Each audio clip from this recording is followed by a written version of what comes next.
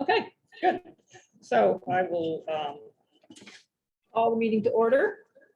This is December 1st, 2022, open public meeting of the Needham Library Board of Trustees, being held via hybrid format, allowing remote participation under the Massachusetts Commonwealth Act adopted during the state of pandemic emergency. Roll call. First, I will take a roll call to confirm that the trustees, library staff, and persons anticipated to be on the agenda are present and can hear me. Trustees, Anna Geraldo Kerr. Here. Jay Fialco. Here. Tom Harkins. Here. Carol Thomas. Here. Rob Pettit. Here. Gerhard Grafe. Here. And myself, Kay Cahill. So library staff members we have here tonight include Director Kim Hewitt. Here. Assistant Director, where I have my names, Assistant Director Dimitri Kyriakis. Here. Technology Specialist Danielle Tawa. She's here somewhere. She's nice. Oh, I see her name there anyway. And do we have any other staff members attending tonight? And or any members of the Library Foundation, friends, or the public? I don't think we do. Okay. So this meeting is being recorded. Remote participants, please mute your phone or computer when not speaking. If there's a problem that prevents the completion of this meeting, we will reconvene at 7 p.m. January 10th, 2023. So I'd like to request a motion to call the Needham Board of Trustees to order at 7:08 p.m. on Tuesday, December 13th, 2022. So moved. Second? Second by Carol. All in favor, say aye. Aye. All opposed? Meeting of the Needham Library Board of Trustees is now in session. And we have a public comment session. If there's anyone from the public who cares to speak, we don't think there is tonight. So we will move on to the next item, which is the minutes of the October minutes. The October, it should be the November. November 8th. Yeah, November 8th. Yes, her 8th minutes. So were there any issues, changes, questions, Carol? I just had one thing on page 4, at the very top of page 4, the paragraph that carries, I guess it's sort of the item that carries over on financial reports. Yep. Talking about trust funds. I think my question didn't get represented. The second sentence that starts, Carol asked, I would probably just get rid of that. And just have a new sentence in response to Carol's question.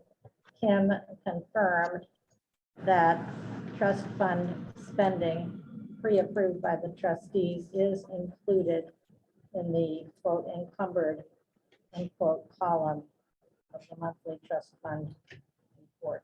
You can send her that language. Happy to. Yeah, could you repeat that too? Because I did find that sort of confusing in there as well. How would you think it should read? In response to Carol's question, Kim confirmed that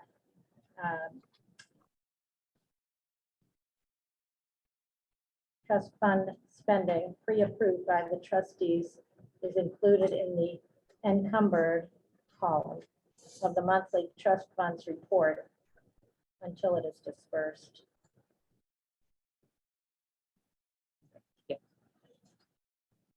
Okay, does anyone else have, do you have that face? You good, or Carol's gonna send it to you also? just in case, right? You good? Okay. Good. Anyone else have changes? okay, Carol? Just let me know if you don't want me to write it to you. I have one. I just, on the very first page, this is just a, we have, under the the first call to order, I noticed that the third line says the board of trustees called to order at 7:03, but then just the next two lines down, KK, which is the call to order at 7:03. So first it says 7:01, 7:03. I just think they should match. Or I really think what we should do is delete the second sentence. You asked for a motion 701, then. by the Yeah, time it was I don't passed, think it we was need to get 703. into all that. I think what we should really just do is KK Hill requested a motion to call the meeting to order at 7:03 PM. November 8th, 2022. And leave it at that and kind of cut out the previous sentence. Yep. Where it's repeating. That makes sense. Do you think? Okay. Other changes or issues in regards to minutes? No. I really like the bullets. Much easier to read. Just feels like, I don't know, the So, you wording. mean, like under the trust fund? Yes, and just in And then general, director support. yeah, the general. Yep. I don't know, it just, my eyes travel faster. I don't know, there's something about it. Yeah, it's true. It makes things easier to read and it's a good organizational tool. So good. So now we have Kim is with us remotely tonight. Oh, Jay? No, Oh, I'm you're waiting just for waving Kim. at Kim. Okay. Oh, yeah. What's that? No, we need to approach to approve the minutes. Yes, thanks. Eric. So can I have a motion to approve the minutes? Second. Second by Carol, all in favor? Aye. Aye. All opposed? It's passed unanimous. Okay, so, thank you. Dimitri had put together most of the report, so what I was gonna do is have him go through most of it. And I'll take over the new business, I think, and, you know, obviously if there are questions along the way, we can both speak to that, but basically, I'm his sub. Okay. Okay, well, I'm just gonna cover some of the highlights. Can everybody hear me okay? Yes, we can. I mean, the major one was the LFN approved grants for the library, which cover accessibility, replacement with chairs, children's programs, toys, and a lot of other things, and we were really grateful for that. And personnel, we hired 2 part-time reference librarians and are interviewing for the part-time children's reference librarians. So HR finally got the offer letters out today to our two candidates who accepted for the part-time reference librarians. We have one last interview Friday for the part-time children's reference librarians, and then we're going to make a decision with Paula.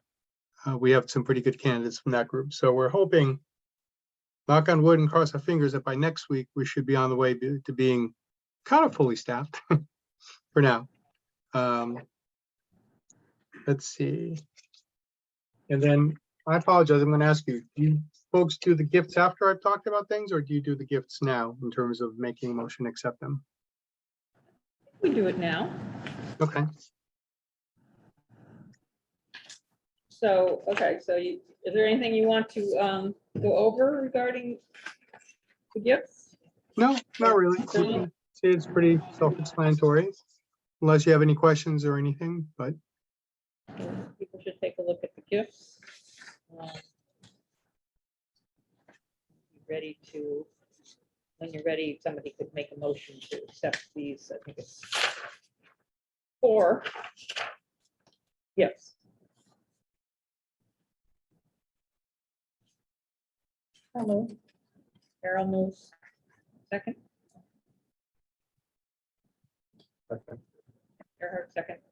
All in favor of accepting the gifts as presented by Dimitri? Say aye. Aye. Aye. All opposed? No. Passed unanimously. thank you. Just to move on to building and ground, you can see that a couple of things have been fixed. There are a couple of things that they're still working on. I do know they've been one little, they are very aware of the whole boiler situation, and maintenance but facilities have been really good about trying to respond to that and make sure that it doesn't zigzag as it has been doing. So they have been on top of that, and we've got a little line there about Kevin St. Peter from Public Maintenance. I just wanted, sorry. Carol has a question too. I Sure. just want, I didn't know what the problem was, or I hadn't heard of the problem. Is it just getting very hot? No, Uneven or what? no, sometimes they get turned off. The heat won't come up as quickly. They have to get turned on. It's not so much of being too hot, just a little too cold. And we just want to, they're gonna make an effort to even that out so it's consistent. So it's not like we come into the building and it's freezing for a few hours until the boilers come back on. So that's something that they're adjusting and working on right now. And they're very aware of it, so. I had one Yeah. other question too. Just, is it my understanding that there are no thermostats in the library, that the library staff does not control the temperature here? Is that That's correct. We do not control any of it. Someone in building and grounds monitors the temperatures. I had a question. Earhart? Yep. Based on this. One of the things I thought when I read this, that it was referring to sustainability measures in order to reduce, for instance, like if it's a hot water system, reducing that level of temperature in order to make the system less energy increase or reduce energy usage.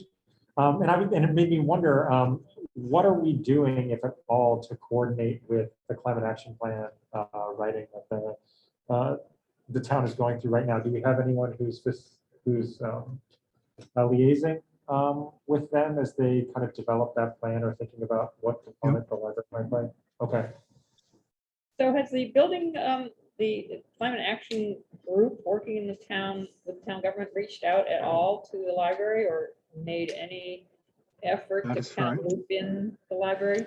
So No, that's a good question then, Earhart. We may want to reach out to them and Yeah. identify, Yeah. who they are and make sure that there is a connection. Yeah, because there's two things. One is this building ground stuff, right? Because we'll be part of whatever decisions they make around, energy reduction and efficiencies and things across the town. The second part is, I know this because I'm working on the climate action plan over at Olin right now, is that we're thinking holistically about like what's the educational component to that, right? Like, because all of us who are part of this community need to be invested and involved in that effort in some way. And I think the library is a natural partner in thinking about kind of the public education components of a successful sustainability and climate action plan for the town. And so I would encourage us to figure out how we can create that relationship and think about this opportunity. One thing we can do is to see if there's a way to use the space to communicate what's going on with the climate action plan to the community. Yeah. Right. It seems like that might be a way to, Is anyone at this table involved in any way with the town's climate action plan efforts? No. Okay, so I guess I would ask Kim, Kim, what do you think the appropriate route to make sort of some outreach to the town about that? Would you want to do that, or would you like a trustee to do that? I think it makes sense for us to do that, for staff to do that. But I'll have to look more into it. And then, like if I change my thinking on that, that's just my initial thoughts. If I look into it and change my thinking on that, I'll certainly reach out and let everyone know. But I do think, I'm sure that the building department is already, well ingrained in that. And they are the ones that control the heating and everything in the building. So I'm sure they are thinking about that. But it would be nice to have an actual voice at the table. Two Anna? things. One is Kevin Keene is a select board member who is leading the climate action plan for the town. Oh, okay, good to know. And two, to your point, Kim, yeah, maybe the Department of Buildings, I think is what he called it. Maybe they are already engaged, but I think then if that's the case, I would like to know what's happening. It would be nice for us to at Kurt's point, how is the library involved? How are they envisioning the library being part of it? If their discussions already, we should know what's going on. Yeah, so maybe Kim could do some outreach to the town managers around that, and I certainly think any of us elected officials, if we wanted to reach across the board to another elected official like the select board member, Kevin Payne, that would also be a good thing. Yeah, I think that the last town meeting that I remember Kevin talking about it, they were focusing on specific areas, like the recycling center and some other places to make, carbon neutral, some buildings and so on. But I don't know if they are discussing a holistic approach to Mhm. town and identifying like different specific areas, like the schools and the library and other places. I don't know. So that's. I know that they've developed some subcommittees and are recruiting more community members to be part of those subcommittees to help develop the ideas and draft around those things. So there might be opportunities depending on what the themes are of those subcommittees to be engaged. Okay. Good. And I believe, correct me if I'm wrong, the last town meeting, we were able to, the town meeting authorized consultant Yes, for the To aid feasibility in- study. aid in the planning. Yes. And I think he or she is going to do involvement. and get the things in. Okay. Yeah, and presumably they'll think be that looking at was- the library at some point. That was my understanding, Mhm. that they would hire a consultant to go. Yeah, I remember we approved Special it once. Yep. So Dimitri, you want to continue? Sure, sure. The only other thing I wanted to bring, unless you have any other questions for under pending items for building and grounds, in case you don't know what the wood counter was that was removed at the end of the reference desk, that was next to the public copier, and that's the purpose of removing that is to put a book drop, portable book drop that we're getting to put there. So if you're wondering why we removed that wood counter is to make space, and that's right near the reference staff, the public service desk. So that's why it's going to go there. Other than that, unless you have any questions on the financial reports, and before I talk about the statistical report, I want to point out under old business, and we'll get, Kim will talk about old business and the art appraisal. I apologize, I misspelled Colleen's last name. It's Fesco, and I just, to my horror, discovered I spelled it Fisko, so I apologize for that. I apologize to Colleen for that too, because I'm a fan of hers, and she actually sent me a little tape measure with Antiques Roadshow on it, which was really nice, with a nice little card. So unfortunately, I don't have it right here to show it to you, but so anyhow, I'm sorry, that's my mistake. I apologize for that. So, so the last thing I'll talk about is a statistical report, and I wrote a little paragraph here. Circulation was up in October 22 from October 21 by a pretty healthy percentage. Downloadable books and audio were up. Downloadable video was up significantly. Self-checkout from October 21 to October 22 was up quite a bit. And our website number usage was up as well. So study room usage was also increased. I didn't see any turnaways. I think it was 0. And our adult program attendance was up as well in general. So overall, they look like pretty good numbers. And in the Yeah. packet, there was also included a few different like circulation statistics because the website numbers had been copied from 21's numbers. So in the packet itself, you should see, I think, 2 other months that. Yes, yeah, Carol had August and put September, outside. yeah. So just to make sure you see that. I made a comment about the library usage because, Yep. you know, I know anecdotally how I use the library, which is mostly on weekends and probably pretty much every weekend and occasionally other times. But I'm not usually there in the middle of the week. And I happened this week to get there at 3 or 4 o'clock in the afternoon in the middle of the week. And I thought it was wonderful to see so many, students, high school students, I assume, middle school students, filling the tables, filling the library. I thought it was just a beautiful sight, honestly, and that's not reflected necessarily in the circulation statistics. But if you guys ever need a pick-me-up, go to the library, I guess, after school Yes. lets out, and it's a nice thing to see. It is. Yeah. And when I was looking at the circulation stats earlier today, and I mentioned this to Kim, so I was looking at the entered the library, and I see happily that this year is up substantially over September 2021. And then I thought to myself, like, I would love to see pre-pandemic versus today. And I started going back, and it was looking on that figure of not just circulation, but how many people are actually entering the library. And Kim said she would put together the annual totals that we could compare year over year. Because when I started looking at it, it was looking like in terms of number of people entering the library, we have not yet recovered. But I was piecing it together from a lot of different sheets. So that would be interesting to see. Get the annual, and Kim said she's got that underway, right? So is the assumption that the higher the number, the more activity, the more, because for example, back in the days when we were in elementary school, we would just come to hang out and use the space. So I wonder if even the smaller number could be more engagement, you know. Yeah, So it's not, I guess I wouldn't want us to rely just in the larger numbers. Also, there are other, smaller number could be doing multiple activities, and that's still, Just one measurement. yeah. Yeah. yeah, Go right, ahead. the number entering the library isn't necessarily reflective of how we're doing overall. Things like program numbers usually are going up consistently. But also when we look at our circulation numbers, they are definitely up as well. From 2019 to, I think, fiscal year 22, I think it was, or maybe it was 21. In our budget submission, I quoted these numbers, so that would have the exact thing, but I don't have it in front of me here.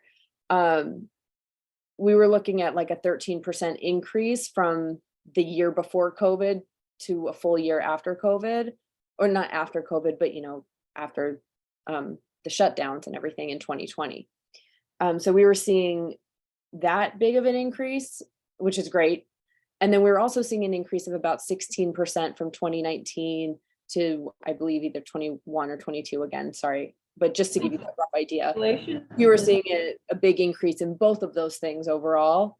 And I think that's really meaningful and impactful. And I know when I met with our new liaison for FinCom, she was really impressed by the numbers that we had. I had quickly pulled together some statistics from our ERIS reporting. And so that was more around circulation numbers, not everything that's on our monthly stat sheet. But I think we were up 38% from fiscal year 21 to fiscal year 22 in terms of circulation. So, we're doing really well. All of these numbers are very strong generally. I think there's some months where we see little dips and things like that, but that's kind of the exception to the rule, it seems. Hopefully, I don't know, maybe that trend won't last, but it seems to be going well. I was just going to say, pre-pandemic, I think I recall numbers of people entering the library, that particular statistic that ranged monthly from about 24,000 to 27,000, depending on what month. And now, we're not up to that yet, but as Anna was saying, it's not the only measurement of success. Absolutely. And it does seem to be, ramping up. I mean, we've got month over month, year over year here is up, so. Yeah, I mean, we weren't open for all of Right. 2021, so, And also Yes. folks have adapted to the COVID mode, so a lot of folks are engaging online, perusing stuff online from home, so there's a shift also, right? Yeah, so that's what I would be interested to see, whether it Right, really has right. shifted people's behavior over for the long term. I do have a question. On the revenue side, where it says lost items, there's $1,141. So, just a significant difference from the previous year. Where are you? Yeah, The August. circulation, Oh. you're saying towards the second end, page. yes. Okay. Says, Yeah, so that could just be a family lost a handful of books or things like that. It's just replacement costs for books that people lost or damaged. just seems like a big number. So is that usually spiky like that? That's what I'm I curious. think it was Just depends. $2. I mean, it's based on people being people. Yeah, I wasn't sure if it does it cycle through like that you'll maybe factor in lost books over like a several month period at some point? No, it you get your automatic 3 renewals from whatever day a person checks it out, which could be any day of the year. And then it goes based on that always. It's not like a calendar month thing or anything like that. It is just truly people. Yeah, okay. It's Actually, I saw not, the same thing. I saw that spike in October Right. as well. And I was like, oh, wow, that's interesting. Yeah. Did we lose some big ticket items? Did we what? I was thinking of the library of things. It's like, uh-oh. But that wouldn't be it, right? no, not at this point anyway. I'm sure we will see some of that here and there, but typically it's just, maybe someone lost a couple books or spilt a thing of coffee all over like 5 books or something, and they're just paying to replace them. Okay. Mhm. Thank you. I had one quick question on the financial reports, which were on the budget and expenditure page. So we're about halfway through the year, and I see the salaries expended are at 36.9. So I was wondering about what's happening there on the expenditures. The town budget, The town- For salary, appropriated budget salary line Yep. is what you're.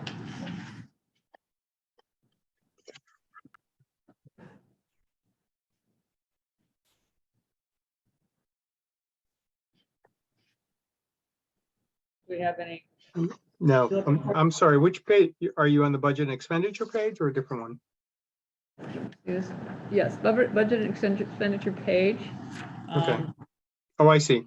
Notice that I assume this is after 6 months, right? So salaries expended is. As of December 30. 5th, our fiscal year started in July December 1st. that's 6 months in. 5 months. 5 and a little. I mean, it's only. I don't have an answer for that. I mean, it is 6 months, so we're halfway through the year. We're in This good. is as of the end of November, right? This is, Yeah, so it's not really 6 months yet, so it's December 5th. It's No, that's at the end of 63% remaining. Does that help? What's that? Is 63% of our budget is remaining? So it just seemed, I was It's a just little- wondering why we haven't spent 50% of our Oh, budget. because our part-timers don't get paid if they're out sick, things like that. We also calculate our budget based on the highest rate of pay, and not everyone makes that highest rate of pay. So we're never meeting that in that way. Like at the end of the year, that is a big area that's our biggest area of turnback.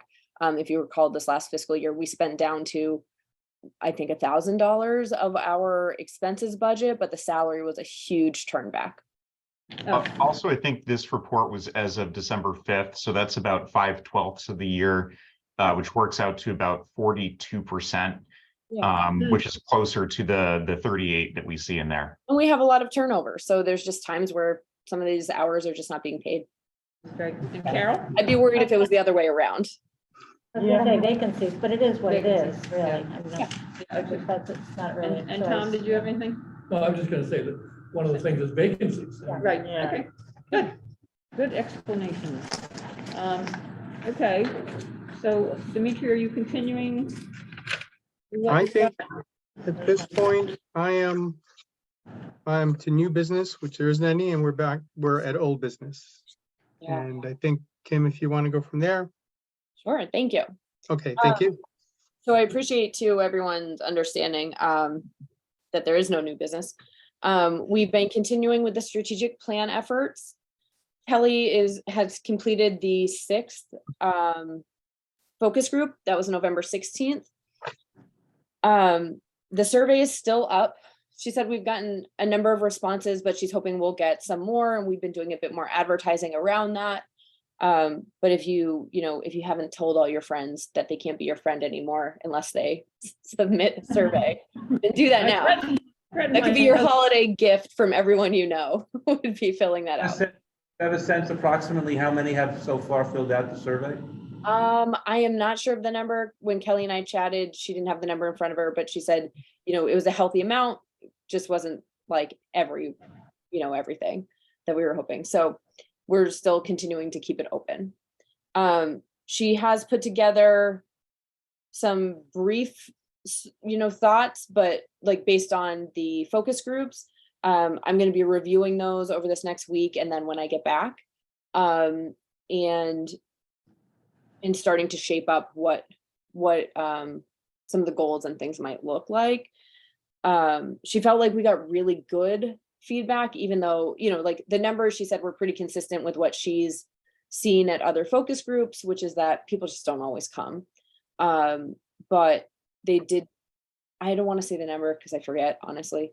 But it was a decent amount. It was just, the first parent group she had, there were only 2 people, and I think one of you was Rob.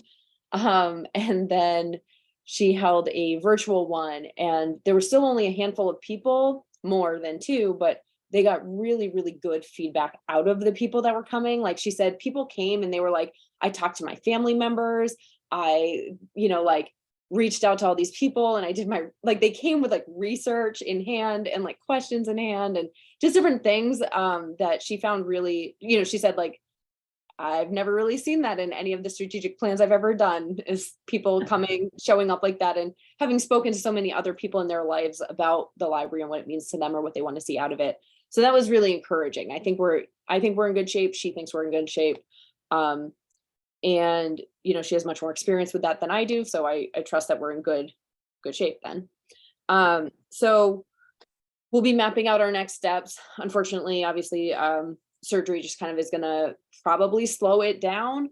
I think we were hoping to have something to present for January or something in our initial thinking. Realistically, that's probably going to look like February.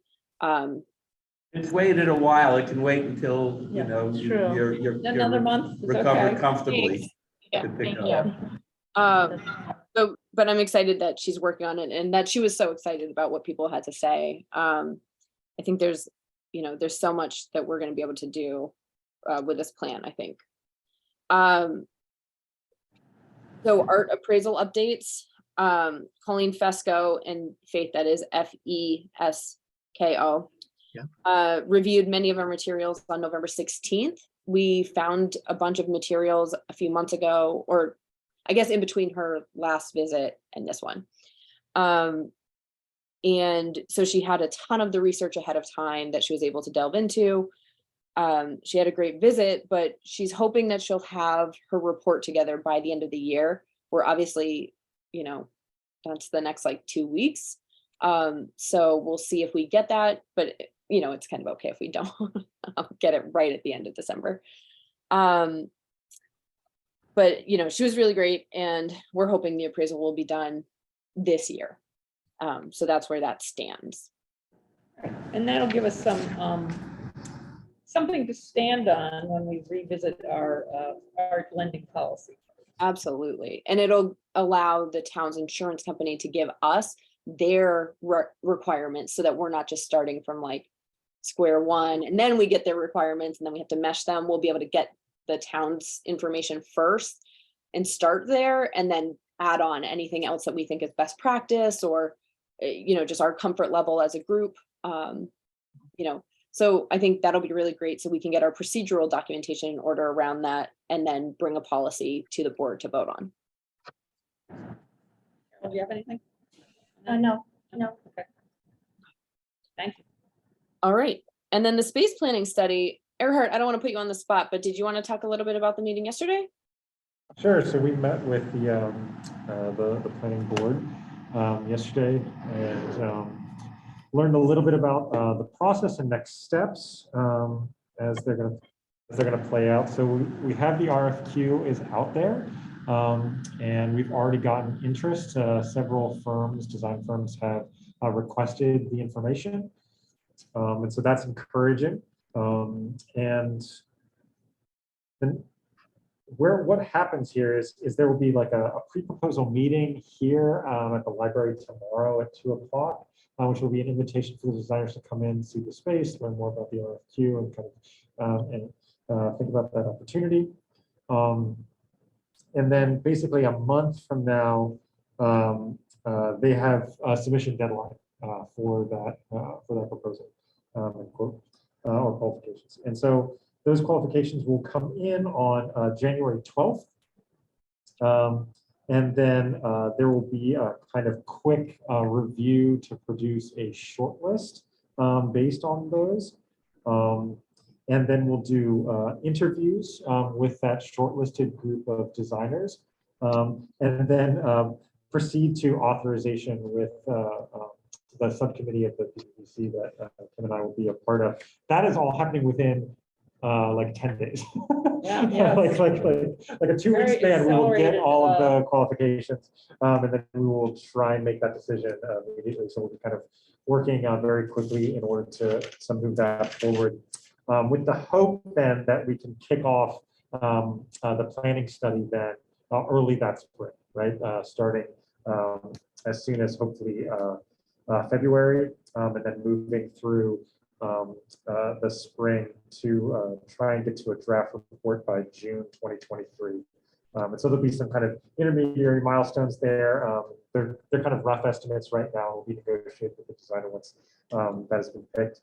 But that's where we're at with that. Kim and I both have to get sworn in as user representatives because this is like a voting role that we will be on as part of this subcommittee in charge of this particular RFQ process. And so I'm trying to figure out my gait and put on the right clothing for my second investiture. Yes. Did I miss anything, Kim? Was that a pretty good summary? So with that vote, Kay will need to sign a piece of paper for each of us that says the board had voted upon this. And we will then need to bring that, over with us when we individually get sworn in.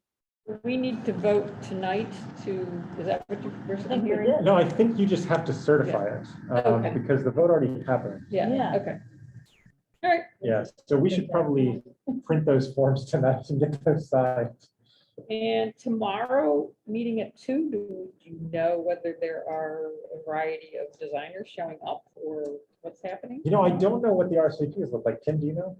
Yeah, so far there's, I think, 6 places, I think was what Hank said, that were, that had RSVP'd as of yesterday. And I don't know that you have to RSVP, you could probably just show up. So we'll see what we get. And basically it's an opportunity for them to come just walk around the space, see what is going on here, to get some idea of whether they're interested in the project or not.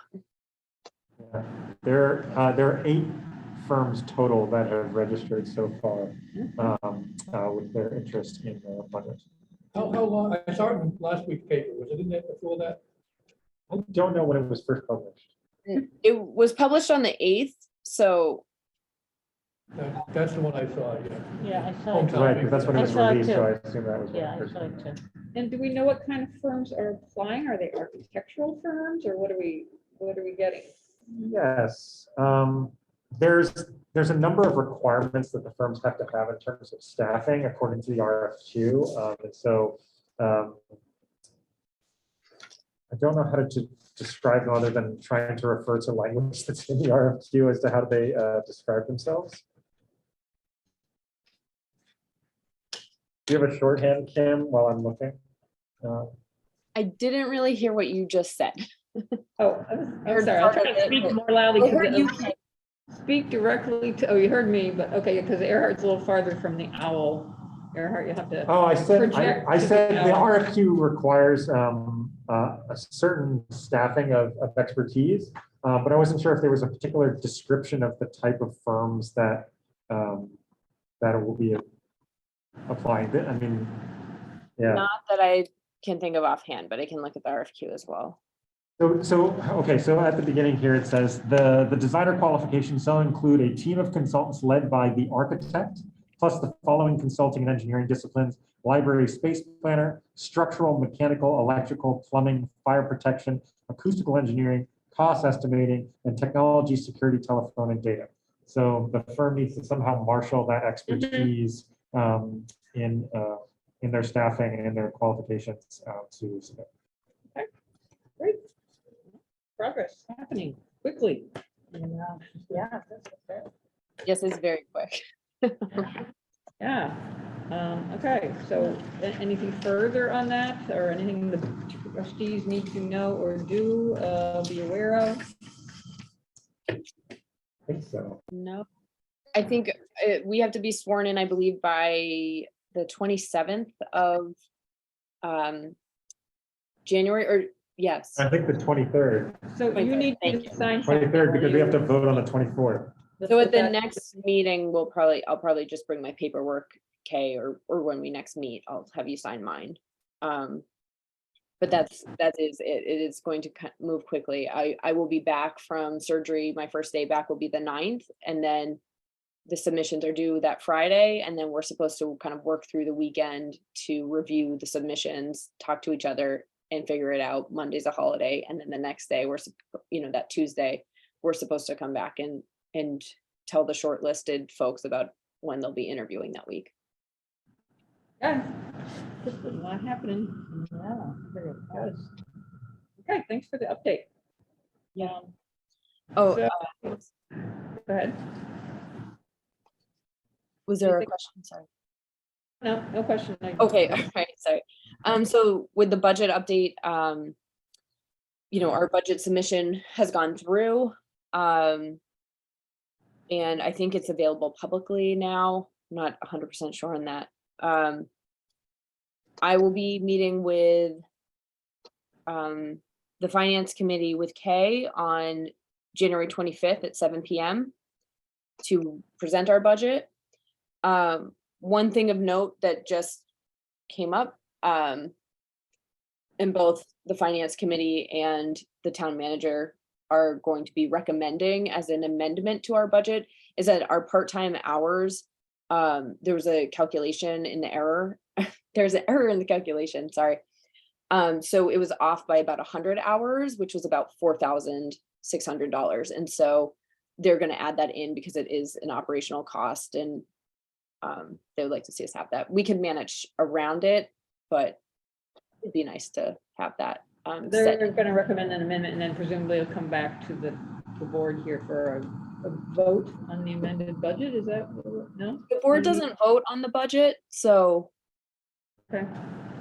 it's the town meeting would see the memo for it, and it would just be an amendment to that in the town's budget if FinCom recommends it, which the liaison seemed like, and from Dave's take on it as well, seems very likely.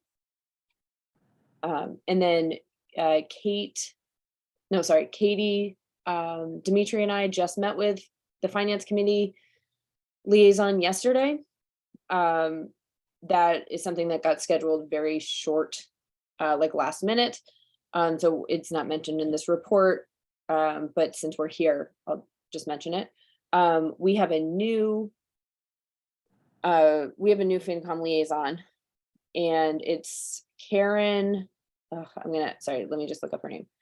I don't want to get it wrong. We'll have Richard Riley as our liaison, and then we'll have Karen Calton will be our liaison. She is supposed to be shadowing Dick this season, I guess, or this budget cycle, I should say. Sorry. Dick is a longtime finance committee member, so it was kind of odd to maybe not have him there yesterday. He was sick. But it was a productive meeting because we got to talk to Karen about what the library is about, how our stuff works, explain to her how our trust funds work, how the state aid policy works, all of those things. And so she got a lot out of it. And I think that was really great. Our budget is pretty straightforward, so I don't expect a ton of pushback on anything, but she was really pleasant. She definitely really supports the library. And I think we'll be in good hands. But yeah, it was just, an hour meeting with her yesterday. What are the names again? Sorry. Dick Riley. Yeah, so Dick Riley is the person that she's shadowing, but then it will be Karen Calton, Calton. Is she the one that ran for select board? Oh, must She be. is. Oh, all right. Right, Alton. okay, that's what, okay. Yeah, so she's brand new. There are, I think, 2 very new members, and she's one of them, and so Louise Miller is no longer our liaison. So our liaison will be Karen. Yes, yeah, and Dick. Technically, this year we have 2, but in the future we would just have Karen, unless they switch assignments again. Right. Yeah. So, Can I just ask? yes, Carol? There, you don't expect pushback because you did not ask for with any DSR 4s, right? No new budget items, just sort of minor tinkering with existing line items. Right. I expect there'll be some questions about why is this line item this or that kind of stuff, but there's nothing super, I mean, I don't want to jinx myself, but so far it's a very straightforward budget and there isn't that much to even nitpick because it's a very, very traditional things we always ask for, things we always provide, core services focused budget. Carol? And the capital request, the only one was for technology, and that was a year out. It is a year out, yes. So there's nothing for 24 for us. Oh, but I'm sorry, there are two things related to the library that are being put in by other departments. And so we don't do anything for them other than, if you want to advocate like you normally do. Basically, one is from building maintenance, and it is for a new chiller for the library. This is the first year they're putting it in, which is apparently atypical that they haven't had it sitting in there, but they've realized that there's a huge need because we had very big issues with AC during the summer this year. And they know it needs to be fixed. So Kate is going to be recommending that as well. Yeah, it would be really great because otherwise I think we'll be in line for some closures because it'll be too hot in the building. And we don't want to see that happen and they don't want to see that happen. So they're on it. But that's going to be coming up for vote in May, but isn't presented by the library. It's buildings maintenance. And then the other thing that's related to us is there is a capital improvement plan for a consultant to come look at the phone systems within the town, like in the town buildings. And that is in large part due to how much of a mess our phone system is in the library and how heavily dependent we are on that for our patron service. And essentially, a lot of our buildings in town don't have great phone service anymore, but it's sort of an issue where the provider, they just don't take care of the infrastructure the same way anymore, like the copper wires and things. They're not like out here replacing that because most people don't have landlines anymore, or they move to voice over IP or things like that. And they're putting money into like Ethernet and those kinds of connections. So our system is really bad. And if it went down, we just wouldn't have phones and that would be terrible. And the town gets it. So, they took us seriously when we started advocating for this, and we got together with a few other town departments that also have a big issue, but aren't as public facing. And ITC, the information and technology folks, put together that request. What's That's another one. What's the primary issue in terms of how it affects the library and its ability to, Sure. So when you call us, people can't hear you. We can't hear people. They can't hear us. There's a lot of static. Our phone sets don't exist anymore. And they're, I don't know, almost 20 years old or something. So when we have one that has an issue, there's a little graveyard of phones at the building department, and they try to pull parts from that to fix the phones. And if our system goes down, the whole thing goes down. It just gets wiped. So there's a lot of big issues. Hopefully the phones last until a consultant looks at a bigger plan and we get something else. Because you could just just replacing our headsets or they're not headsets, I guess, but just our phone sets wouldn't do much because it's the wiring that goes into the building. That infrastructure is so poor at this point. So the sound would still be really crappy. So I think some buildings are just lucky in terms of their wires are still in good shape and ours just are not. And we can't make the company come out to change that out. And so the town is just exploring whether it makes the most sense to go to voice over IP or some other, phone providing option. Do you have an idea when that change may happen? I know we're just starting, but It seems like it's a bit of a significant issue. Yeah. It is a significant issue. I agree. Yeah. So they are putting in the submission for fiscal year 24's budget to get that consultant going to come and look at it. And as soon as that starts, they would be hoping to, I think, have a very quick consultant situation. So that is still What? several months out. That's still several months out. Is there a contingency plan in No. case things go south? Nope. Okay. There's not. Okay. The phones are one of the things that ITC does handle, or actually buildings and maintenance right now handles it. If we go to voice over IP, it'll transition to being ITC handling it. But that is one of the pieces of our infrastructure that they manage, and there really isn't a backup. I suppose we would probably get a bunch of cell phones from the town and just station them at the desks and route calls there. Yeah. Thanks. These phone problems are not new. Not new. Yeah. No, not new at all, and I'm a little surprised that, I don't know, I think there wasn't really an appetite for looking at voice over IP. That's not the only option out there either. I don't think they were hearing enough from the library about how pressing of an issue it is for us. And once they were aware of that, because I talk about it all the time, they took it very seriously, and other departments had their own complaints. And so we just all complained together until we got a capital improvement plan put together out of it.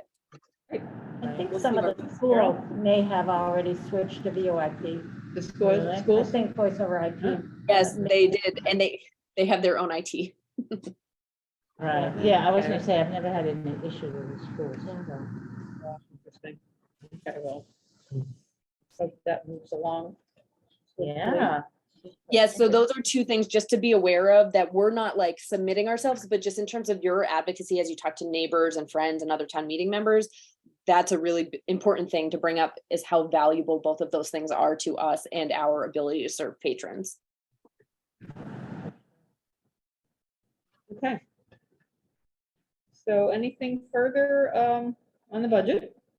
We're good. And do trustees have any thoughts before they want communicated, or questions regarding the FinCom meeting that Kim and I are going to attend? No? Okay.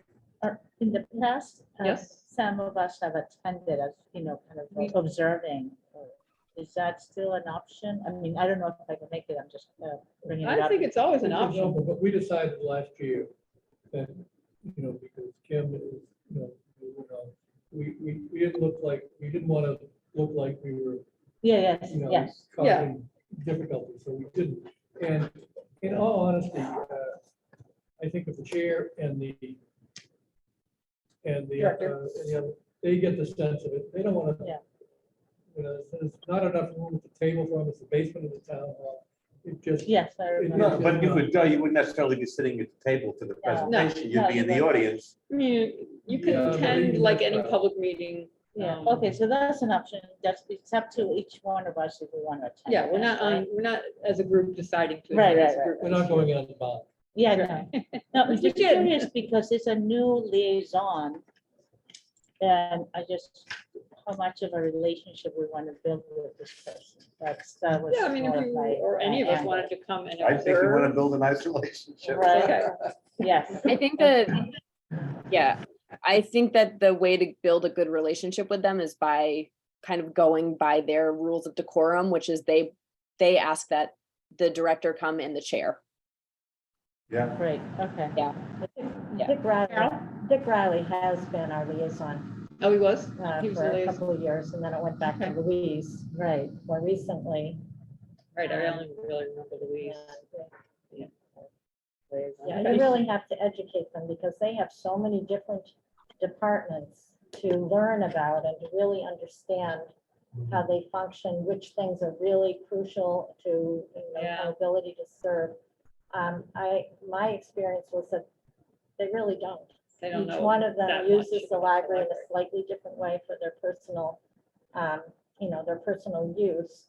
And it's kind of like which part of the elephant, you know, and in a room with your blindfolds on. And so it really is very, very useful to start at the beginning and talk kind of holistically about, you know, what we do, what we need, why we need it.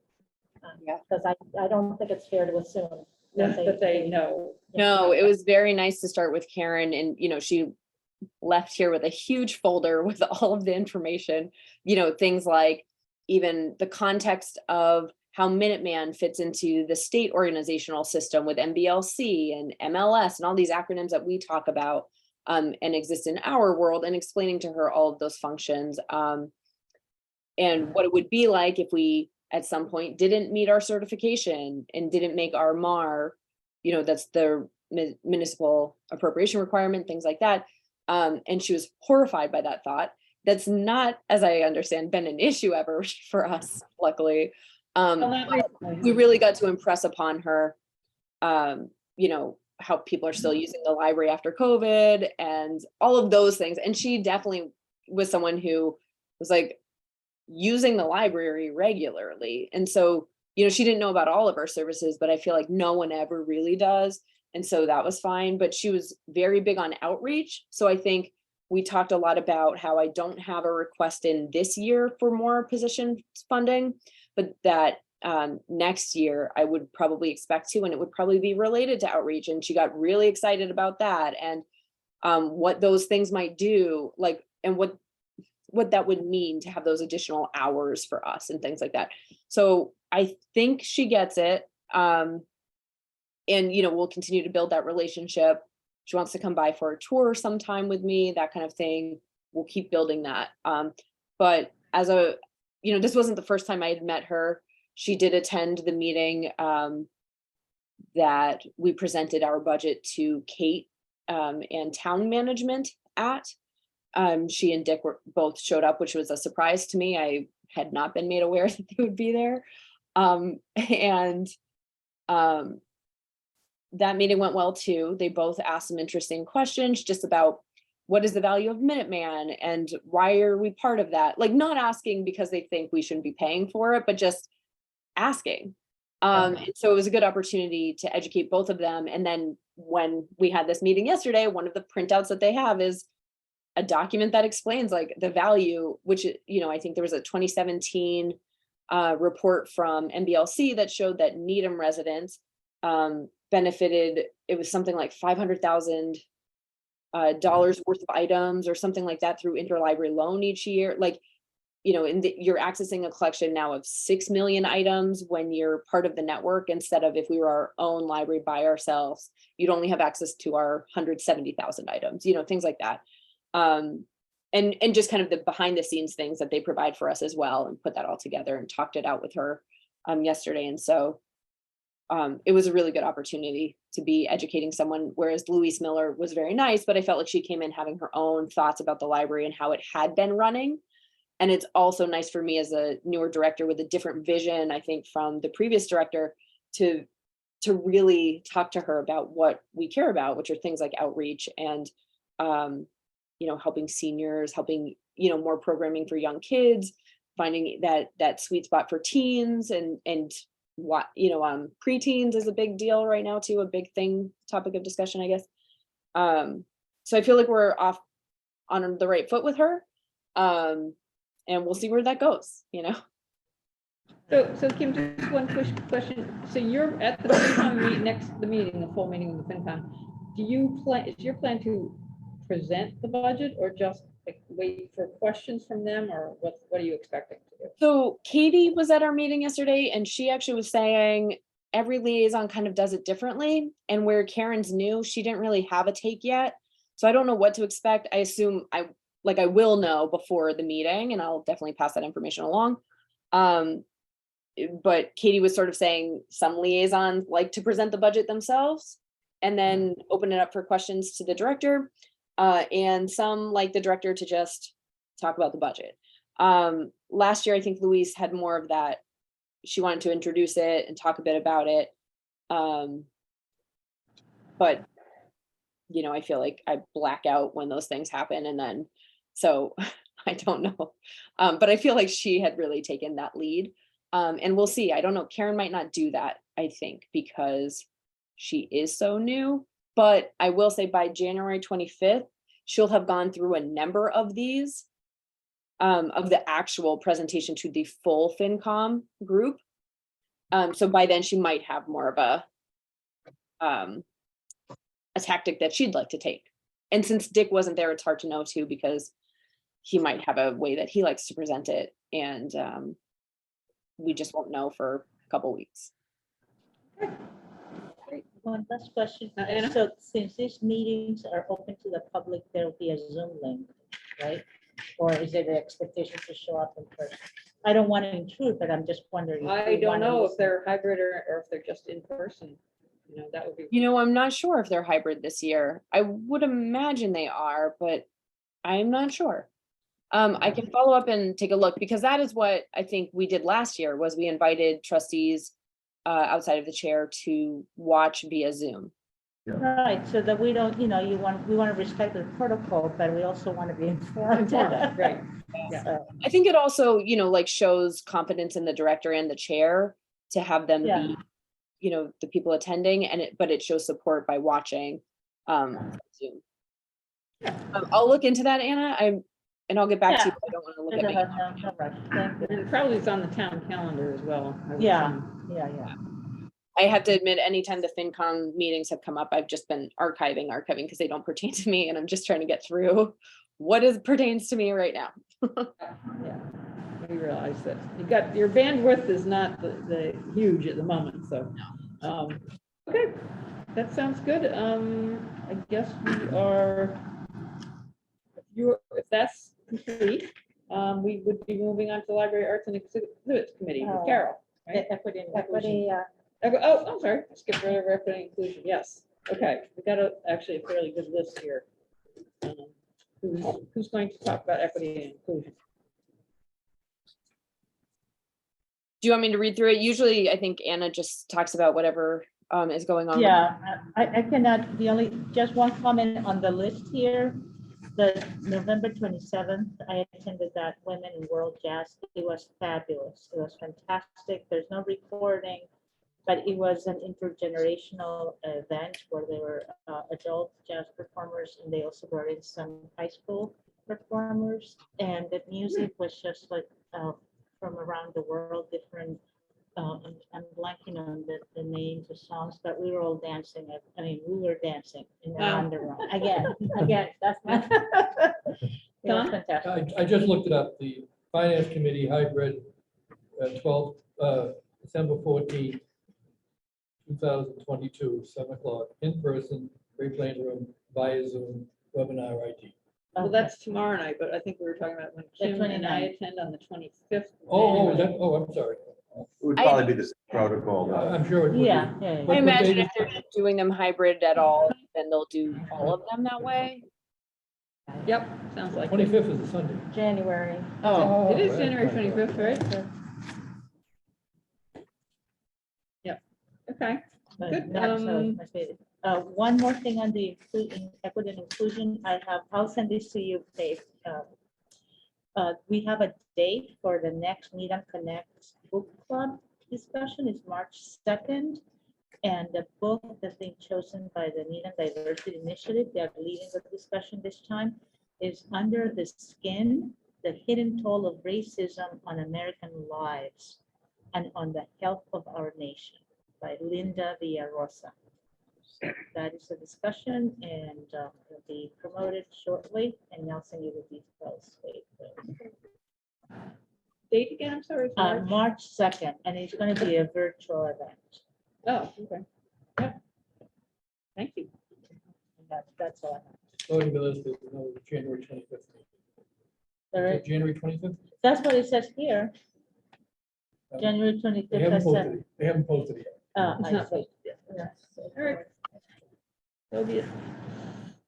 Okay, so Library Arts and Exhibits Committee from Carol. I was just going to hand around this little handout first to you, Dave. Start with you, but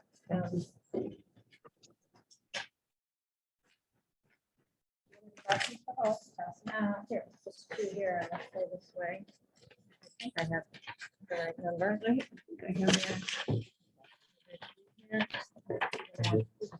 Joan needs one I have next. Oh, thank you. Yeah, good. Thank you. The art committee met yesterday. Mhm. We had met in September, and some follow-up needed to be done in order to really put a coherent request together to the trustees to approve. I don't know if I can be heard better. I will do this. To approve the recommendations of the committee for exhibits for 2023. Quite aside from that, we're in the midst of the Needham Art Association's group show. It's a juried show. Really a lovely Very show nice. upstairs, and some new Beautiful. names on the Yeah. art, so some different members. There was quite a draw of artwork that was people were interested in exhibiting, so that was great. But anyway, going forward, 2023, this sheet that I just put together maps out our plans for the first half of 2023. And Danielle, are you there? Danielle? Danielle was to put Hi, some sample. I'm, Hi. we're working on getting it on Yeah. Gay's computer. Danielle, you're gonna make me a co-host to be able to do it. I can't make you a co-host. I'm gonna send you the link and you're gonna sign in as me. Okay. Oh, that's right. Only the host can do it. Crap.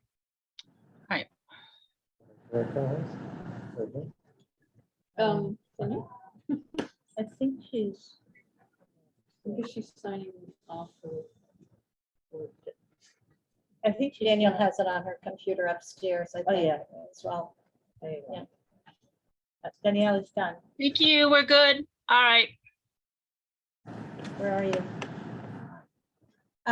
For January, the trustees had already approved this artist, Lori Bogdan, who does bird collages. But we had approved her for the case because her work is rather small, but she was really interested in the wall, and Gay Ellen has determined that she can hang it in any case, even though it is small. And so that is the plan, and that's what we would like to do, is to have that exhibit on the gallery wall. Those are examples of the bird collages. In February, we had an application by Larry Clifford, who puts together something called, he calls it Biblio Quilts. They're wow. mixed media. They incorporate little pieces from recycled books, among other things. And we just thought, well, that's really different and, kind of fun for the library. So, But they're not actually quilts. no, they're really yeah, not quilts. No, they're collages, I guess you'd say, mixed media. And they're large, and in the dark month of February, it seemed like a pretty nice idea. Yeah. Yeah, we got some really interesting And a different, a applications. new thing we haven't had before. That's nice. Yeah, and for March, Omar Rayam, who is the illustrator of a children's fantasy genre book called Goblin Market. And his illustrations from that book are actually owned by the owner of the publishing company, and who's agreed to do the, lend them for the display. So the owner happens to be Robert Weiner. It may be that Gail can get the illustrator to come and speak, but that's sort of a separate Is the deal. illustrator local? Yes, he actually lives on Martha's Vineyard. And now that we'll have confirmation, I can go and approach him. Just so you know, these are all watercolors. It's amazing, They yeah. are absolutely exquisite, really lovely. And these are the originals for Oh, wow. of our artwork for the book. That's what we Yeah. asked for. So that's kind of fun. And then for April, we're asking to have the Needham Open Studios artists do a display. both the gallery wall and the display case. Some of the arts are small arts, like pottery or other things that are more suitable for our display case. We'd like to do that again. In May, traditionally we've had sort of senior class artists and Boston Globe Scholastic Award winners displaying. That's really a variable thing from one year to the next, because some years there are more artists in the senior class, and some, you know, but we kind of wait and see, and it's always interesting, even though some years it's sort of smallish and some years it's a fuller exhibit. We'd like to do that again. It really does make a good connection with the schools to do that as well. And then, thank you, Kay. We just received in the nick of time for our meeting yesterday, an application by Dr. Sandra Scheffelbein. Scheffelbein, yep. Scheffelbein, who is a Biologist. bioengineer at Northeastern University and studies bone structure, and an artist that she collaborated with to draw bones, really. And can you show, Gay, can you show some of the artwork? Not so much that, but above what, yeah. So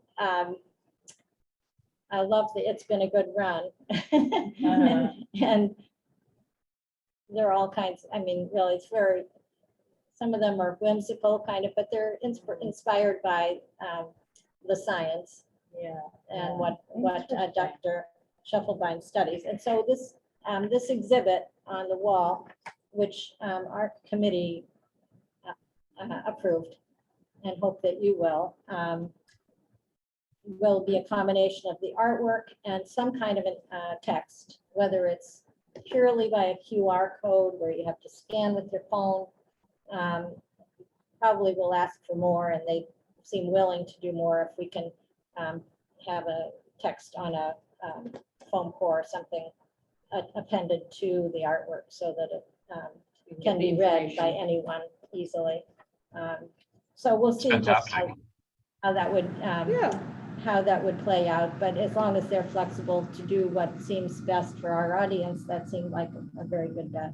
You know, I would just say that I thank you for being open to this. I love this idea of the intersection of art and science. And, you know, as a longtime medical and science writer who often hired medical illustrators, and there's some amazing talent out there doing beautiful medical illustrations. So I think it's a nice new thing for us. Yeah, and it's definitely different from our usual. I thought it was great. And then I'm going to skip over Marie Waltzer because it turns out that what she wants to propose to display in our display case about the Holodomor, which was not the Holocaust. It had to do really with Stalin and Stalinist policies during the Soviet era that resulted in the starvation of millions of Ukrainians.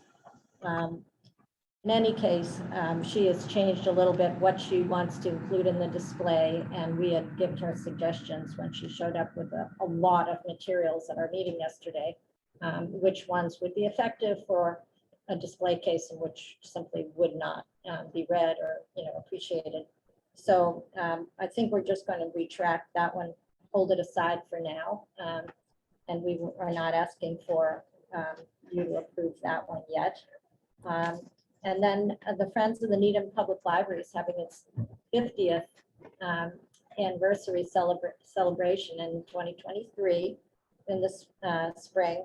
And so we're hoping, right, Jay? It's a good segue. Yeah, so there's they want to put together a display case full of memorabilia, artifacts, photos, I think. And so we would like your approval for that, although it hasn't been scheduled as to what month that would actually be displayed. And that is it. Nothing is set in stone with the months. I put a note below. Months could get swapped out if need be. It's really the artists and the exhibit. And we, of course, if there's any fault in any of the paperwork, we insist on having the paperwork before the works can be hung. The only other thing that I'd say is there's a lot more in the pipeline. There's some other interesting artists that we're working, talking with. So we do have a start on the second half of the year about possibilities. We'll meet again as a art committee to talk about those down the road. And But I with the would, plan to be, oh, sorry. I would like to have this board's approval though for all except for the Marie Walzer, one of the items of these displays on the list. Just one question would be, I know that's not on the list that we're approving right now, but with the next, normally November and December are the Needham Art Association. Is that likely to be, take Yes. those 2 months? Yes. In the coming year? Yeah. So I'd be happy to make a motion, or does somebody else want to make a motion? I'll make the motion to support it. I'll second. All right, all in favor to approve the list of artists that Carol presents? Say aye. Aye.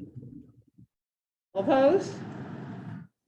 Passes unanimously. Great. Thank you. Yeah, nice work, Carol. Really beautiful and interesting variety of art and visuals for the wall. So, Well, I thank you for encouraging me to try to figure out with Gail on how to actually, oh, put the Let you photos look up. at Yeah, so we what can it see is, what we're approving. that That, we're I think talking that about. makes a big difference. yeah. Thank you. Okay, so we have MacGyver series is the next item. Nothing to report at Nothing. this time. Okay. Report. And we have anything from the Friends? Yeah, I'll make up for that. I Okay. have, I knew I that. have something to report happily. And hopefully you'll all be excited by the news. You may remember, it's probably been close to a year that the Friends were imagining possibly having some large event other than simply a program in the community room to honor the 50th anniversary of the Friends. And it's also, I think, the 20th anniversary of the foundation.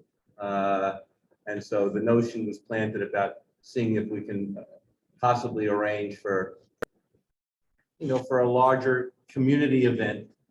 We identified the Powers Hall and the second floor of Town Hall as being a place to make that happen. And then it's been probably since around March, where maybe this is how I've been spending most of my library-related time. But we've been making the effort to see if, how that might be. And one of the lessons we learned along the way, and there were ups and downs along the way, was, it's not easy.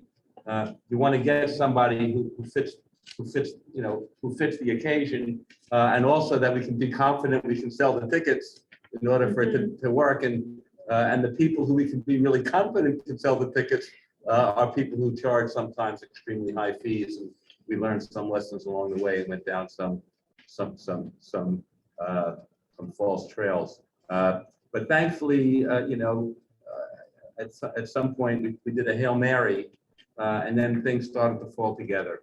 And so while the contracts aren't signed, the hands have been shaken, and the plans have already been started. This is sort of, for me at least, a continuation of my work at the program committee of the Friends, even after I joined as a trustee. Margaret Pantridge, you probably know, is the head of that committee. And there are a lot of variety of talented people who all can handle certain elements. My task primarily was to see if I can, find somebody, send an email and get a response and see if we can make something happen.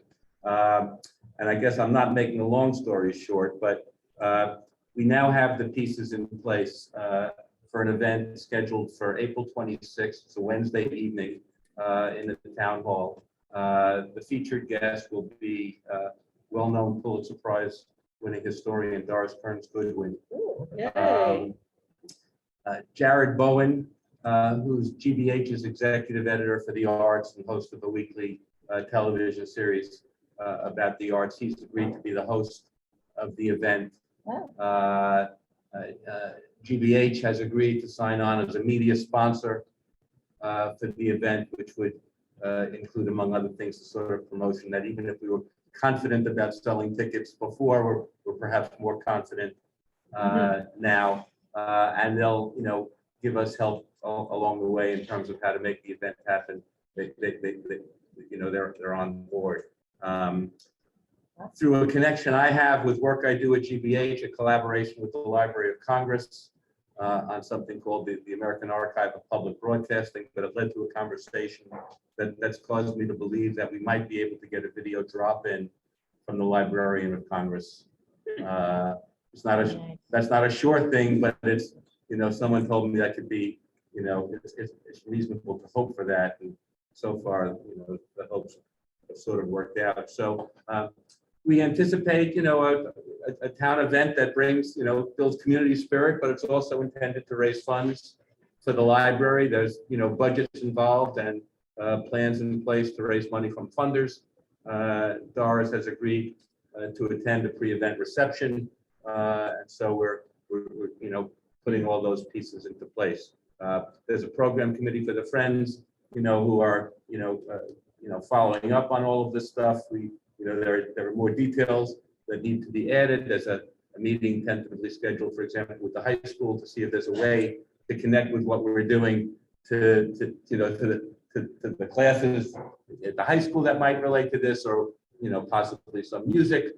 But the pieces have come together where at least I'm comfortable telling you that it looks like there's a nice event. Put it on your calendar, and they'll be. If you have any thoughts or ideas along the way, I should mention that Margaret and I also spoke yesterday with Joan and Beth from the foundation, because once the pieces were in place, we anticipated that this would be the sort of event that it would make sense for both the Friends and the foundation, to participate in, and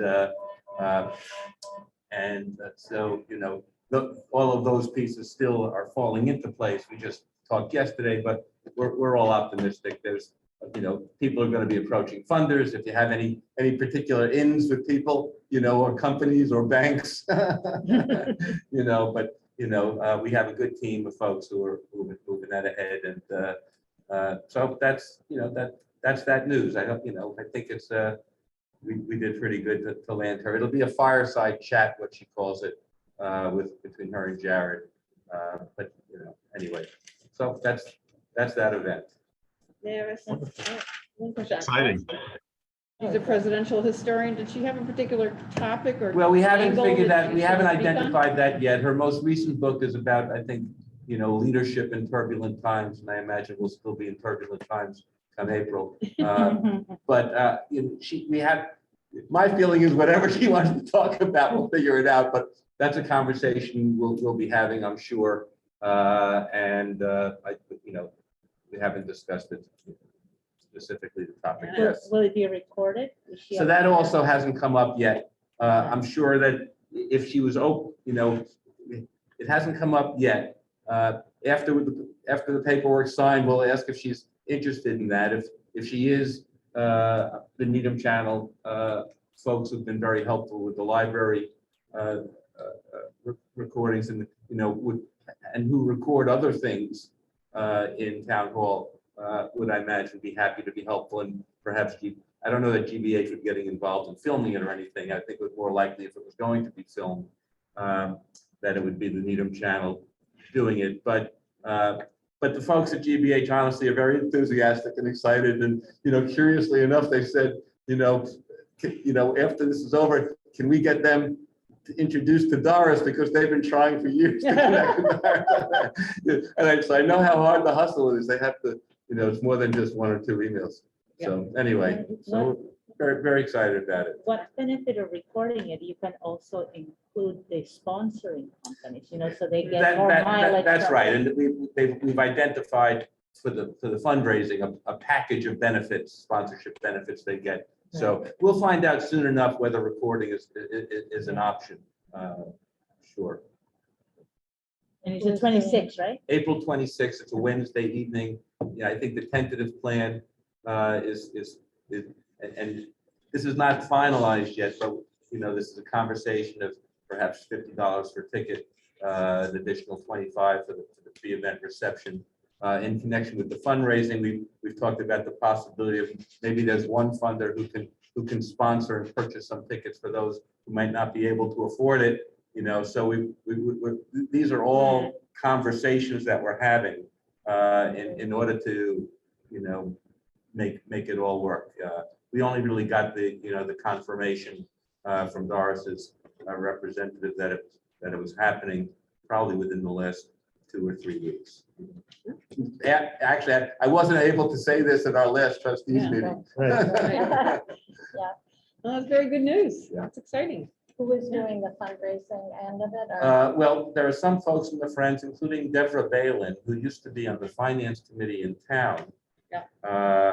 Not the finance No, committee, planning Planning board, board, but has the sort of connections with town people, and other people are participating as well, including Michael Nyden, who produces the concert series in the town hall. So he has, very useful experience.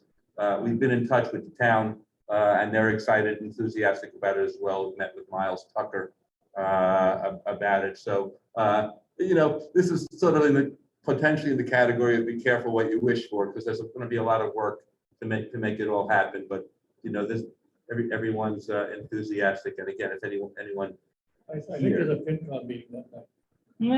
Maybe- no, they've already told us we're good. All right. That sounds great. And Yeah. yes, if all have come up with ideas to forward to you about, fundraising targets, so to speak, that'd be good. There are lots of banks in town, so. I was gonna say, Yeah, for sure. There's a lot of big, Two on that every industrial corner. park over there. looks That's right, yeah. Feel free, to connect with us, and we'll put you in touch with the people. It's not a one-man show. There's a group of other people, and sort of Yeah. my work is not quite done, but handing it off to some of my colleagues who are assuming some responsibility for raising the funding. But it helps a little bit also with the GBH sponsorship. They will be promoting the event in a variety of ways that will add to what the sponsor's benefit will be. It's not, although it looks like it's only a one-time event, the truth is that there's a long lead promotion in which their names can be connected with this good cause. So I'm not selling you sponsorships, but that's basically the notion. Right.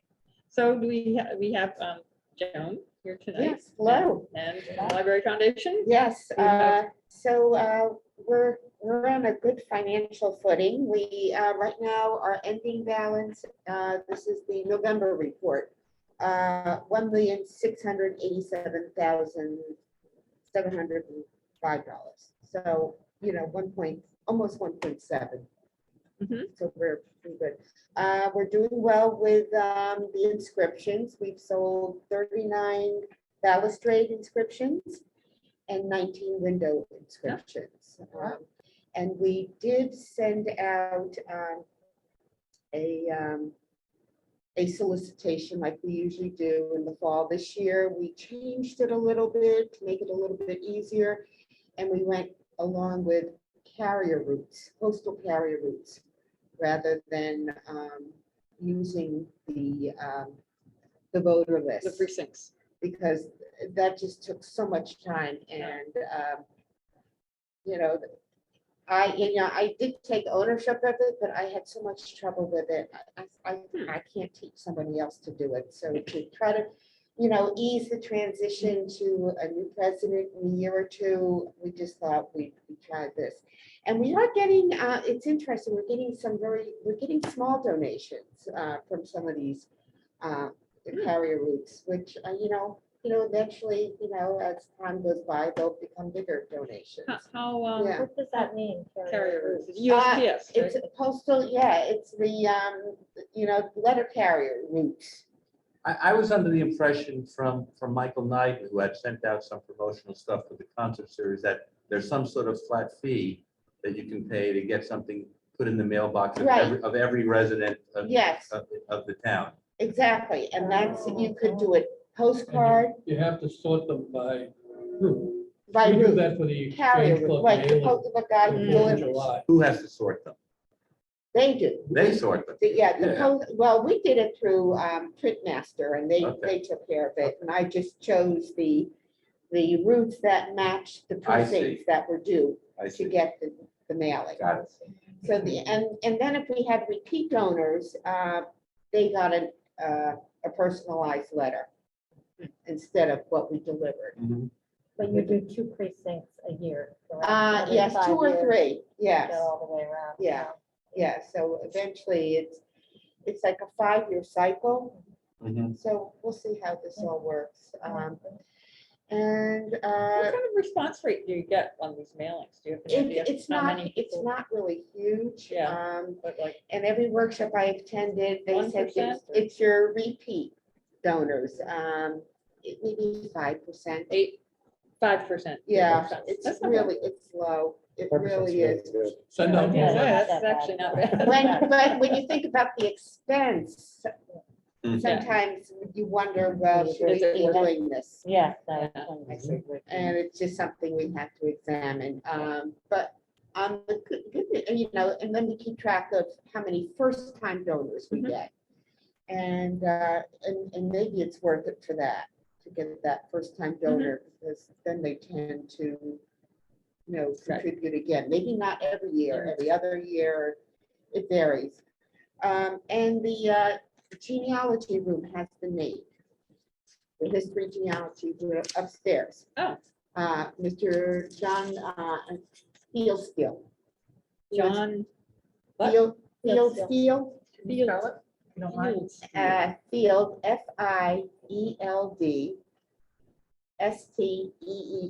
That's what I thought, but it was. Yeah, John Fieldsteel. So yes. he has contributed.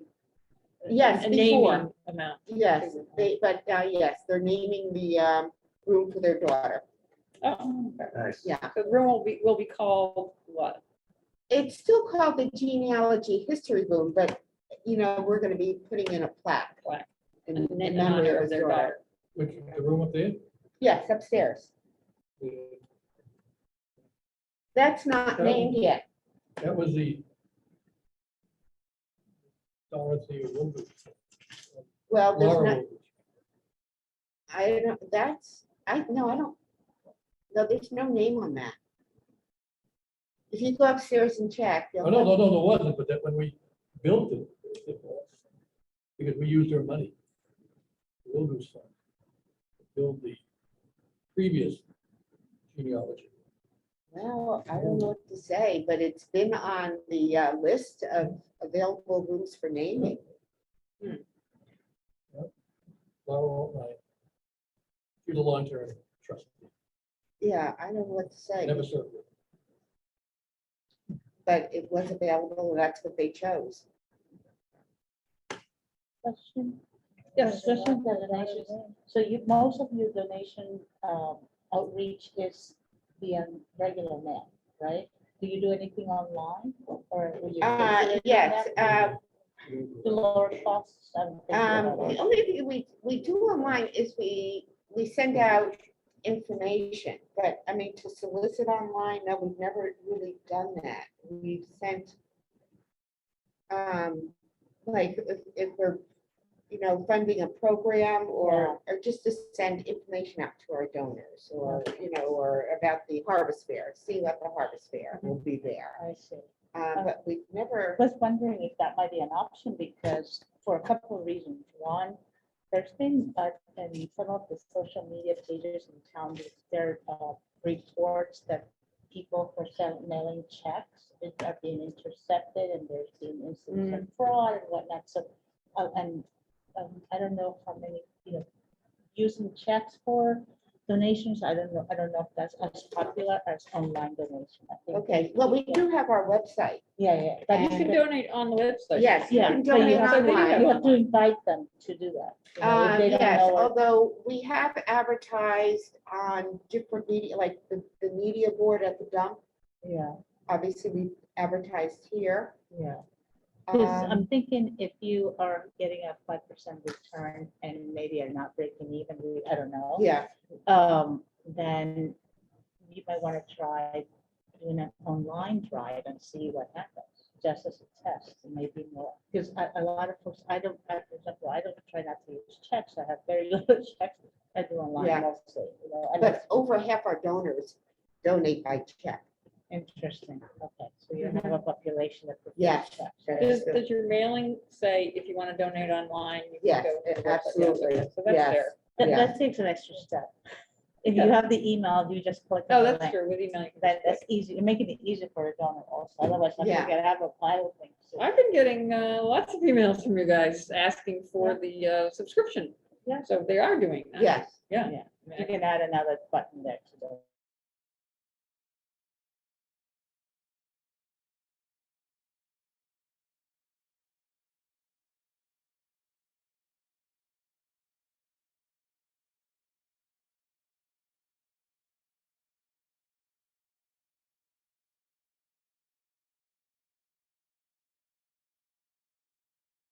Hello. Can you hear us? We can't hear you. I just heard Kim. I can't hear anything else. You know, it looks like the owl might have paused. I Yeah. think someone might have kicked the cord. Okay. Let me. Oh, it did. Okay. Can one of you go down and fix that? Danielle? She there? It might be Gay that's heading down. Either or both of them. We'll see. Yeah, we'll see in a minute, maybe. Yeah. Yeah. Like our own private second meeting. Library will be closing in 15 minutes. If you wish to check out library materials, please bring them to the circulation desk. I after must be from Katie's Thank you. computer.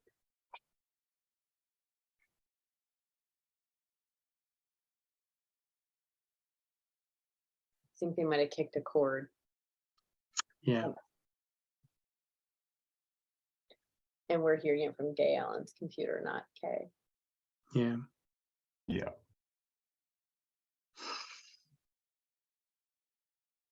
Well, technological issues, right? They happen. Something's happening in the background there. Yeah. And we're still being recorded. Yes. Very cognizant of that. Yeah.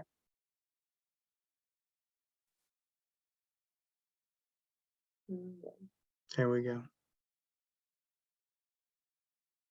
Hello, can you hear us? Looks like it might be on mute. The owl. Yeah. Owl is on mute. Can you hear us? There we go. Oh, Thank Okay. you, thank Good. you. Thanks. Thanks. What happened anyway? We don't know. Whole thing restarted, just went. It Still looked says like the computer recording on. restarted. It's updating or something. So, You're staying. The question is, when we name a room or any other permanent solid object in the library, are there time limits? Does it expire? I guess it makes some sense to have an expiration date because, for the reasons I raised. But something we're, There has not Thank you. been since the library was rebuilt. There was no sign on there, and that's. Yeah. No, we used to have it, but there's a picture of her there. Picture of Laura Wilbers was there. Inside? Huh? Inside? In the archives genealogy, that's what you Yeah. mean, right? History genealogy room, yes. I don't know what to say. Well, is that the archives? No, Okay. Where's the history genealogy? it's at the end of the art display. So maybe we're Yeah, not But talking that's the about. archives room there. Okay, That's what, well. sounds like We'll- that could be, we'll have to look at that. take a look at. yeah. And also the question of maybe when we name rooms have some kind of time period, for this reason. It might be, These were established, and actually, to me, they look like bargain prices now, because they were established when when we were rebuilt. Which was when, 2000? which is a good reason to, since, because of inflation, as you say, it looks like a real bargain now. So it's not a bad idea to have an expiration date for that reason, so that, 100 years from now, Yeah. you lose the opportunity for naming can come up again. I mean, I think the people who have named rooms, name them with the idea that they're gonna be there. forever. Yes. You can't suddenly. We have to make it like copyright, like life plus 50. Yeah, well, anyway, But that's another, that's a whole another, discussion. yeah, it's that a could be maybe had. for The the Mickey Mouse future, room, right? when there's a new, Yeah, have it and- it is worth, Yeah. at some point. talking about it. Believe me, Okay. nobody will care. Well, it happens all the time, We you can know. put- We can keep a picture up there. Nobody will care.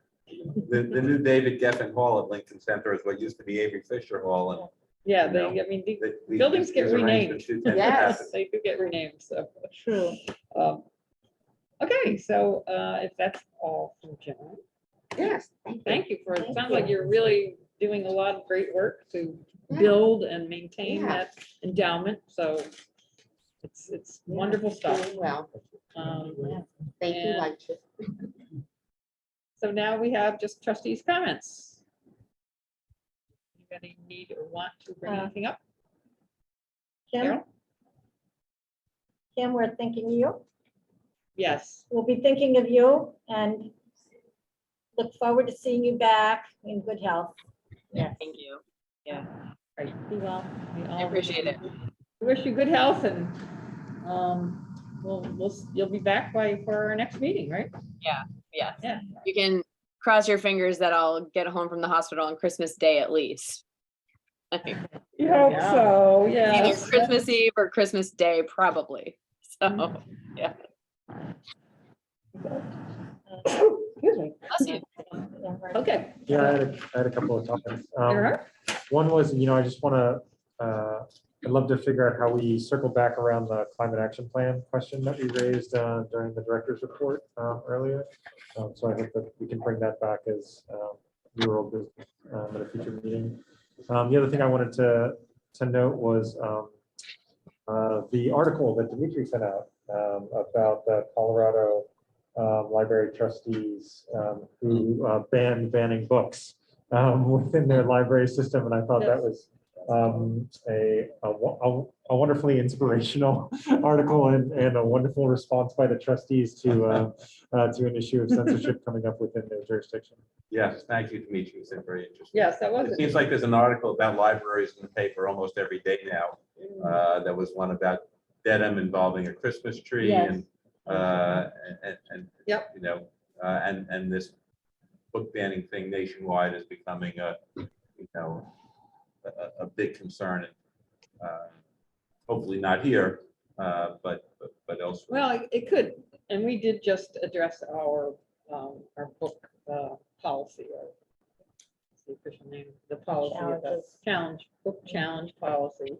And we narrowed it somewhat to allow only Needham residents to challenge books, right? That's right. Tim's suggestion, and I think we voted in favor of that, so. And, we could look, if people have other ideas around that topic, we can definitely work on it at future meetings. Yeah, So, well, it's an issue, right? That certainly we're is. seeing across the country. And And one of the headlines I saw this week was that there's this network of librarians around library freedom that just want to. Freedom spelled FREADOM. There's like one group with the read in it. Oh, is that right? Yes. I don't know. I don't think that's. Oh, because I saw one that- organization is like freedom with the. Yeah. But I think this is specifically around thinking about these political questions that arise around librarians. This is a network of public librarians, and the network just won $1 million grant from the Mellon Foundation to support their work, which was really inspiring to see. And so, there were groups that are coming together, public librarians that are getting together across the country that are trying to think about these questions. Yeah. And so it's Yeah, something and to keep in mind It as could we come our way, so we need to know that. consider our responsibilities to that. Along those lines, also, I've read articles where librarians are feeling the stress of having to, be in the middle of these discussions and trying to protect what they've been, some of them say, oh, I didn't sign up for this, I wanted Yeah. to recommend books, and so there is an health, wellness element to the role of librarians also. Mental health stressors that are increasing, right? So also so that it's more, I'm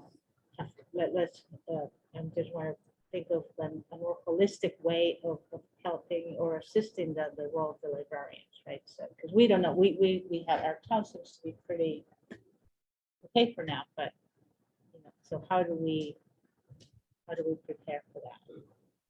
Right, and make sure our, Kim probably know Policy-wise, whether our librarians are adequately trained and supported around these, when things get political, they're kind of on the front line. Kim, you want to say anything about how your librarians, what kind of training and or support is available to them? Sure. So our policies are the first thing, because that is what they always fall back on in those conversations with patrons, is to say, we have this policy, we're following it. It's not a personal decision. They're not supposed to get into personal discussion or, showcase any of their opinion. Like if someone says, don't you think this book is too risque to be in this section? The answer is not, oh yeah, it kind of looks like it. Like the answer is, well, I can certainly walk you through how we do our collection development. I can give you our policies. We're happy to talk to the director about it, or have you, submit a reconsideration form for that. But it starts with having the strong policies, right? If you don't have that, we have nothing to stand on. And Dimitri is working on training for staff to go over some of the book challenges things, because, of course, like at the end of the day, right, it can always be escalated to me. However, through good de-escalation and public, customer service tactics, you can sometimes prevent that from becoming an administrative issue. If someone just has a concern or whatever, and they just need to hear, here's our policy, or, we're collecting books for everyone in the community, and here's what our policy says about that, or here's how we select our books. And they might be totally fine with that. They might just want to be heard and then see what we have. So those things are crucial. And, there's been a variety of webinars, conversations around this for a long time. Prior to the big pickup in book challenges over the past couple of years, there had been freedom audits happening, and that was always a big conversation in the network as well. There are groups like the Library Freedom Project, which is not in our network, but is a bigger thing. But they have national recognition. And some of our larger professional organizations as well have a lot of guidance that they put out there. In particular, the Mass Library Association does have an Intellectual Freedom and Social Responsibilities Committee. And those volunteers are, hard at work every day, fielding calls from other library directors and things, or library staff about how to handle stuff that they're seeing, and putting guidance out there as well, doing trainings. Recently, a training was offered, for free about how to protect yourself and your information online as a public service worker, because a lot of what we're seeing, unfortunately, is people being attacked personally. And I'm so sorry if you can hear my dog eating. Of course, it's like, It's okay. so yeah, that was, I think those types of things are out there. They're very helpful. And like I said, Dimitri has been working on something to kind of talk to staff about. Like, you can send emails all day, but it's nice to have a conversational situation. Okay, thank you, Kim, for that overview. Dimitri, did you have, I know this is a topic that you're. I was gonna say, I'm trying to put it in a bullet format, so it's easy for staff to digest and just give them something to quickly be able to, there's certain things, when we went to the NELA conference, there were a couple of programs on this too. Basically, just take the emotion out of it. Don't agree with somebody if they're trying to bait you into like, don't you think this shouldn't be, as librarians, we always tend to try to be as, as friendly as we can with our public. So things like that, just for people to think ahead of time in case they come across that sort of situation. So I should have that ready soon amongst everything else, but I have it on my computer. Well, now we can clip out this part of the video and share. That's right. Carol? Dimitri, I was just gonna say, it would be good for us to see that bullet list. It would be Sure, of sure. Sure, I could share that with you when it's done. Yeah. Thank you. Yeah. Okay, sure. Okay, well, if we have any other trustee comments or if not, I will ask for a motion to adjourn. So moved. Okay. That's right on that one. Second, did someone second? Second. Second, Okay, Hannah. Good. All in favor of adjourning? Aye. Aye. All opposed? No. Thank you. Thank you. I thought you were opposed. Yeah. Waving goodbye. Okay. Overruled.